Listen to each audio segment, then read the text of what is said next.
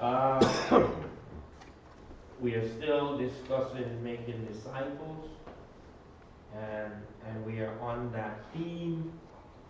We are looking on Jesus in history.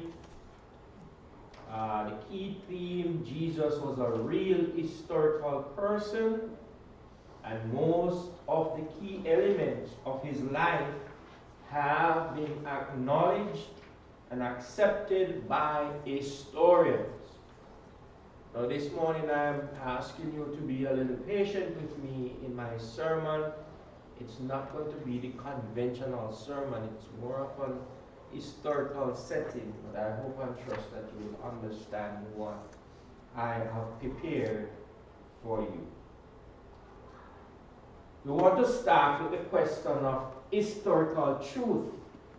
It's important for thinking people who approach the question of faith to be able to honestly ask,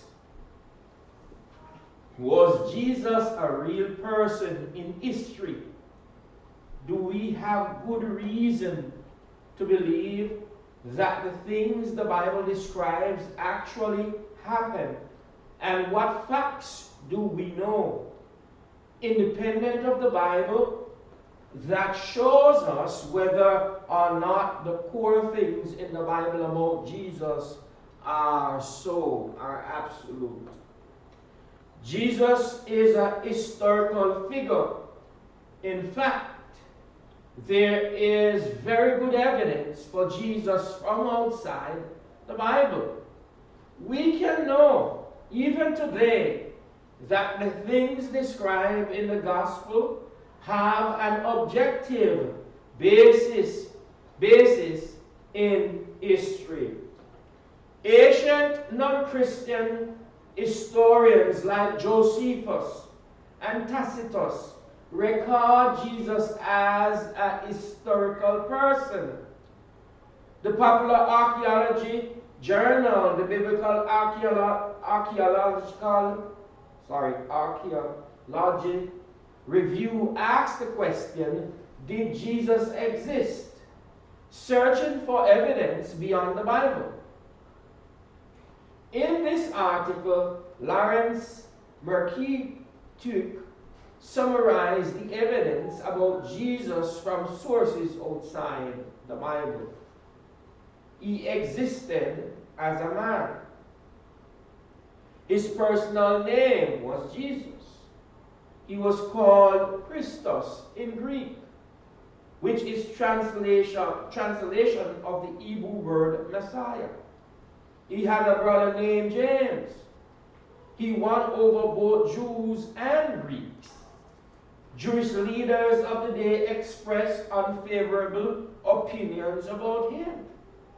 Pilate rendered the decision that he should be executed. His execution was specifically by crucifixion. He was executed during Pontius Pilate's governorship over Judea, AD 26 through to 36. Why is it important to have historical evidence for Jesus from outside the Bible? Which point from the list is more surprising to you? So the list that I just named out, is there anything that is surprising to you from that list? The list? He existed as a man. His personal name was Jesus. He was called Christos in Greek, which is a translation of the Hebrew word Messiah. He had a brother named James. He won over both Jews and Greeks. Jewish leaders of the day expressed unfavorable opinions about him.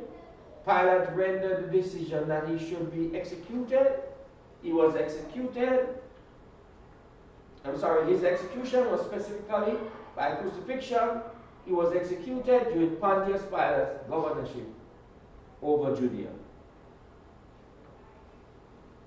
And so I ask the question, why is it important to have historical evidence for Jesus from outside the Bible?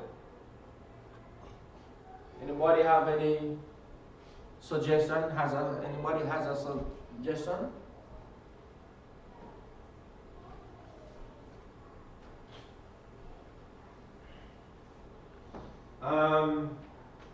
Let me give you an example. What happened if I want to give a, let me see if I'm trying to see if I remember any story in history where someone outsider gave an evidence. Anybody has anything like that? All right, let me give you a scenario. I'm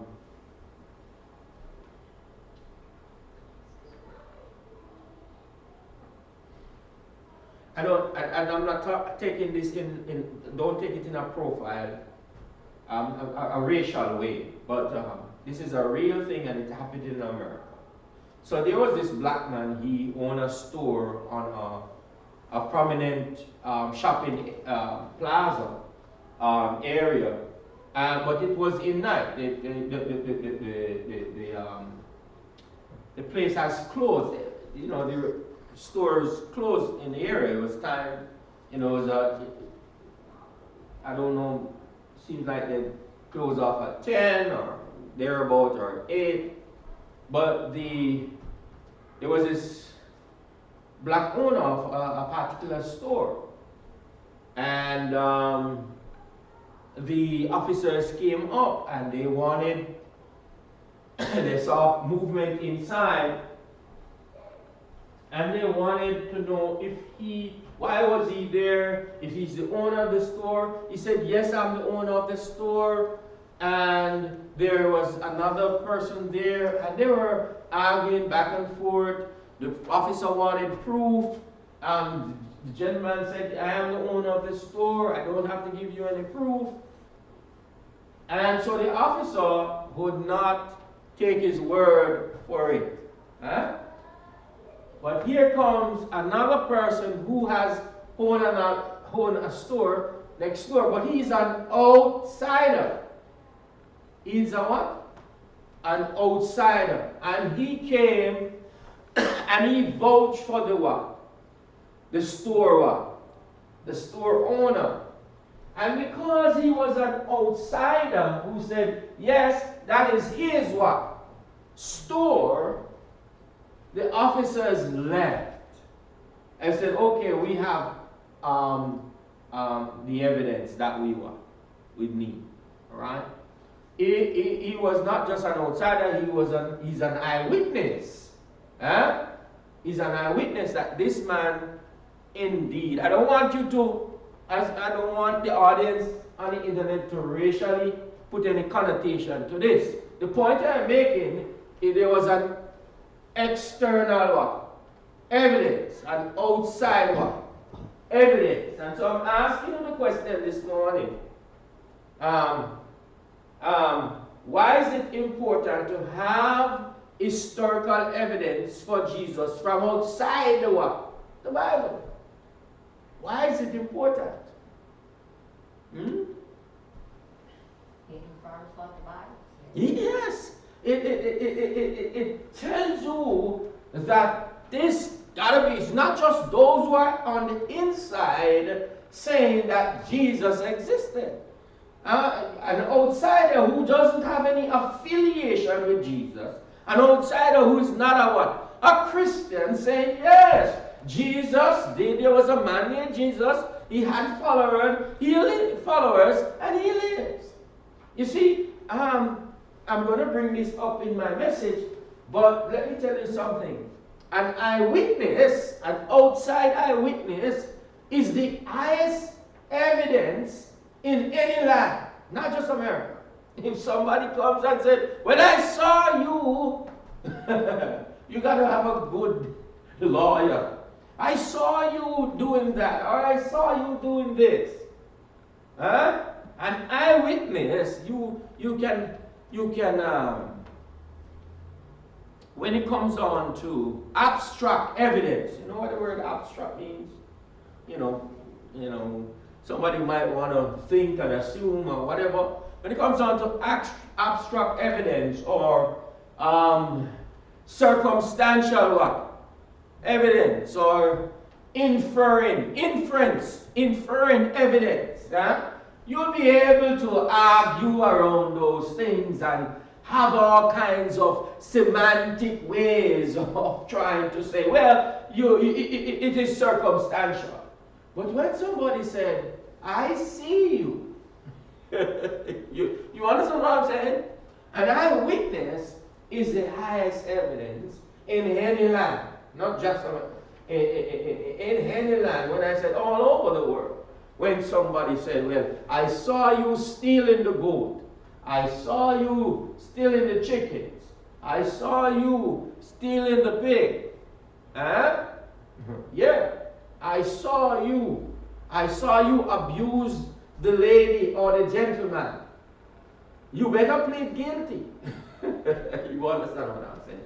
And so that is why they have these cameras, because these cameras capture real time. You see all the cameras they have at the stoplights and all. You can't, you go there with your ticket and say, judge say, well, you're guilty or you're not guilty. Be mindful that there are cameras there. But sometimes you might say, not guilty. And the judge said, listen, let me refresh your memory because this may have happened over 3 months ago and you didn't know what occurred. And they will show you the what? The camera evidence. And then you will see within a certain amount of time, there's a delay time, I don't know, 100 of a second or 300 of a second to go through the light when it turns yellow. And they will break it down and tell her, and then he said, what do you plead? How do you plead now? And you might say what? Guilty or honor, it all depends on when you went through the line, you know. And so outside evidence are very, very important to the testament of Jesus Christ. And you have people like the Jewish historian who had no affiliation. He wasn't a Christian with Christ. He wrote other things about the Jews. And there's some people say, well, a lot of Jews, excuse me,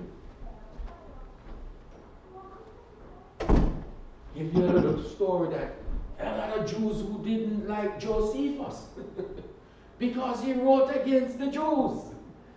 Yes, they feel like Josephus was a traitor, you know, but that's not what I'm talking about. But he wrote about this movement, Jesus Christ. And so, why is it important to have historical evidence for Jesus from outside the Bible? It is important because it proves that Jesus indeed lived. It proved that there was a movement, a Christian movement following Jesus Christ in the time of whom? Of Jesus Christ. Yeah. And so you have different countries that writes about different people in history.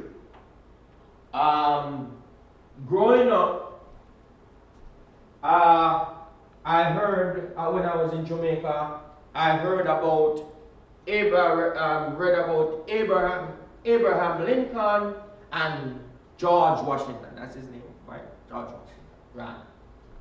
And how, especially George Washington, going up against the what? The British, right? And how he fought, and he fought for independence, and how he came up in the ranks, and he was kind of a witty kind of a gentleman when he came on to in warfare and of that sort. And so you would have outsiders back then, like those who were in the British Army writing about George Washington and how he went up against the British. In my own country, you have outside witness, and they are outside people who wrote about the we have what you call, not the Taínos,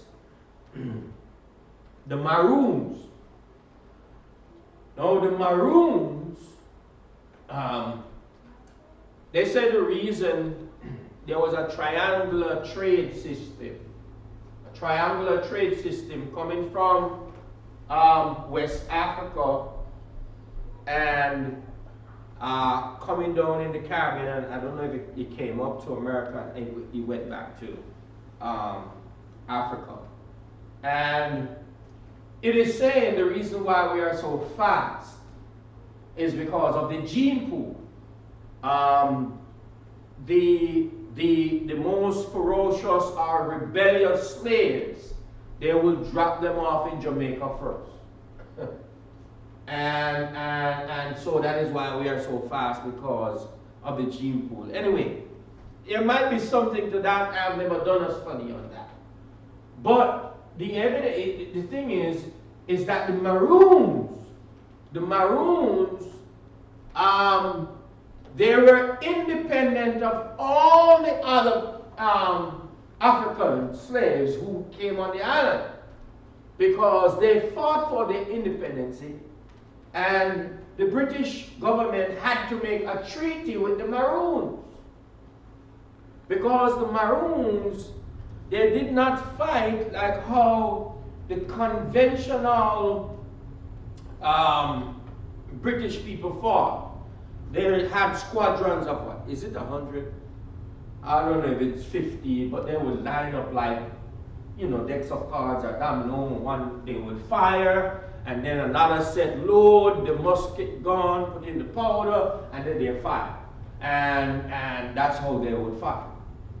The Maroons didn't do that.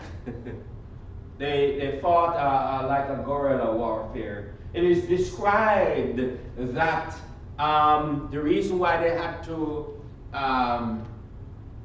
sign a treaty with the Maroons is because the Maroons make like the trees came alive and took the British soldiers, because they would not just stand up in front of them and fight like that. So they fought like more like an intelligent cat or an intelligent lion. And that can tell you of where they were from. They were from, indeed, Africa. And so somebody wrote about what? Somebody wrote about that. There was an outside person, not the Maroons who wrote about that the trees came alive and took the British soldiers who were hunting the Maroons. They fought a different kind of warfare. Winston Churchill, you heard about Winston Churchill? He said, if you are going through hell, keep what? Keep going. Yeah, keep going. So Winston Churchill, I think he was made for his time. He's a British past prime minister. All right? And so people wrote about his intelligence. And who did he fight against? The Germans, right? Was it the Germans? Right? Yeah, Germans. His intelligence in battling the Germans in World War II. And so outside evidence is really, really significant. It's really, really important to say, yes, Jesus Christ indeed. Because they have no affiliation with the matter, but they were eyewitnesses, they wrote about the time. All right, a leading expert on Jesus and his kingdom today is N.T. Wright, who summarized the scholarly consensus about him and among historians.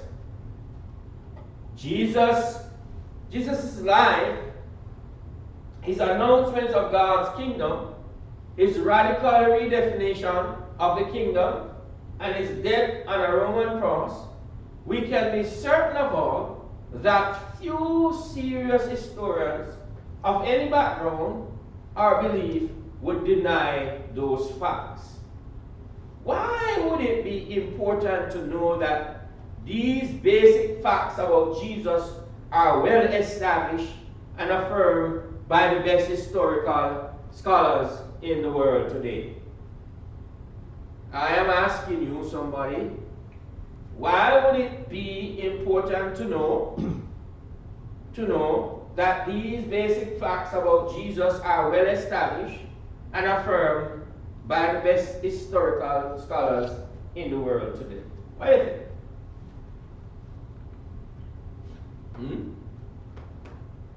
Why is it important? Why is it important for America to always remember where they are coming from? Why is it that you guys celebrate and speaking from people who are of historical origin and in history, why is it important declaring, is it Thomas Jefferson? That's what his name is, Thomas Jefferson. Said all men are what? Created equal. He's the one that penned that. Why is it necessary for somebody to speak on historical? There are people, I have no doubt that some of the way how things were crafted in terms of government were borrowed from other people's civilization. Like, if you look on America system, you see a lot of borrowing from what? Rome, the Roman system. I don't know if you ever examine it, because I kind of, saw that. And the historical scholarship from the preservation of the Roman Empire and their political way of doing things were preserved and handed down in history. And so when the time came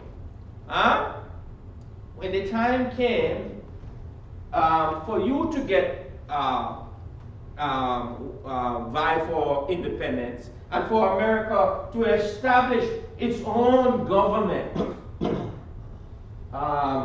the historical settings of past civilization help to craft this one. This government. Help to craft this government. So I hope I am reaching you and I am not putting you to sleep too much. But understand, if you don't get anything this morning, outside witness and the credibility of outside witness. So when you hear non-Christians and other people talking about Jesus Christ, whether in the positive or the what? The negative, think about it. Whether in the positive or negative, is to say, Jesus indeed what? Lived. Jesus indeed lived. And he is still living today. Yeah. He is indeed, he indeed lived. And he is still living in the minds and the hearts of our people today. And so that is why it is very, very important. But why you can go home and explore these ideas. We're going to stop at 32. Explore the rest of the ideas. Writing whatever you want to write in those space, you can. Why would it be important to know that these basic facts about Jesus are well established and affirmed by the best historical scholars in the world today? All right? Did Pontius Pilate live? You can do that investigation for yourself. Did Pontius Pilate live? Yes, he lived. He's in history. Alright? So, very fascinating. And there is nothing wrong to investigate Jesus. There is nothing wrong to investigate Jesus. When Jesus came on the scene, they were indeed investigating him. Even the Pharisees were, and they knew that he was going to come, He was coming. He is in history. But they were just appalled because they thought he was going to come and set up a what? A physical what? Kingdom. And to their surprise, Jesus is saying, I am bringing something that is different. It is not like the kingdom of old. It is different. And if they were reading the Bibles, like Jeremiah 31, verse 31 through to 34, where Jeremiah the prophet said, listen, God is going to take this kingdom what? This physical kingdom away from you, and I am going to set up a kingdom that is going to be written on your what? On your hearts and mind. You can write down Jeremiah 31, chapter 31 and verse 31 to 34. Alright? If you read Jeremiah 11, you will see where God was upset with them because they have turned to idols. And God said, I'm going to take this covenant away from you, this kingdom, because of your idolatry. Read the entire chapter of Jeremiah 31. So the Pharisees knew. They knew. Because it is in history predicting that Christ was going to come and set up his church. 2 Samuel chapter 12 and verse 7. Is it 12 or 7? 7:12. One of them talk about the new Jerusalem or the new house. Isaiah chapter 2 verse 1 through to 3. So there are many other many passages in the Old Testament informing that dear Christ was going to come and establish his kingdom. There is another even from Genesis chapter 12 and verse 1 through to 3, when God said to Abraham, through you all the nations of the earth are going to be what? Blessed. Not a remnant. Through you all nations. Every single person. And Christ was the one that was going to bring that blessing. Alright? Thank you for your time and your participation. I hope that I am reaching you with this. And don't be afraid. You don't have to know every single thing on the earth to say, I am a believer of Jesus Christ. And anyone challenge you about Jesus, they do not know everything on the earth. They don't. Everyone is what? Learning. And so when a person inquires about Jesus, it is okay to state your position. And he's inquiring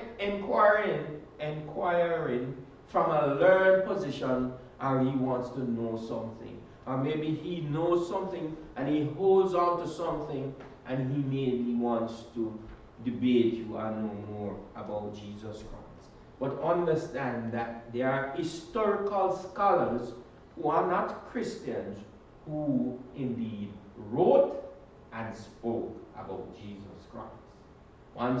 Two persons, Josephus and Tacitus, one of them. Word pronunciation. Thank you for your time and your participation. You will hear more on this in my message this morning.